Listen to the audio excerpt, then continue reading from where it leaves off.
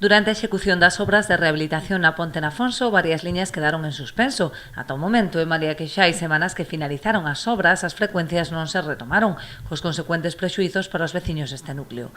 Este non é o único problema que se está a dar co servizo de transporte público no municipio. Os veciños denuncian frecuentes retrasos, incumprimentos de horarios ou mesmo eliminación de rutas.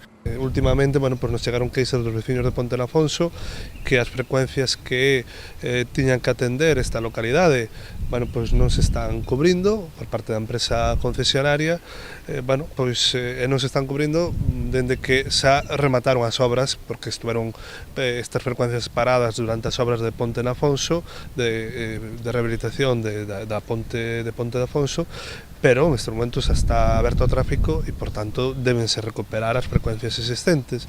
Isto únese a outras problemáticas que existen, co transporte compartido, donde antes era posible, en algúns casos, que veciños que querían baixar a Vila da Serra ou mesmo querían desplazarse a Noia, poderán utilizar o transporte que tamén ten uso escolar. En estes momentos hai moitas máis limitacións. O alcalde de Oute xa lle trasladou as súas queixas á Consellería de Mobilidade, solicitando que inste a empresa concesionaria a garantir un servizo de calidade, especialmente no rural. Que lle pedimos a Xunta de Galicia que actúe e que trate de mellorar esta situación, porque, ao final estamos creando un problema para a poboación que vivimos no rural, non? E sobre todo nas zonas máis alonsadas nos principais núcleos.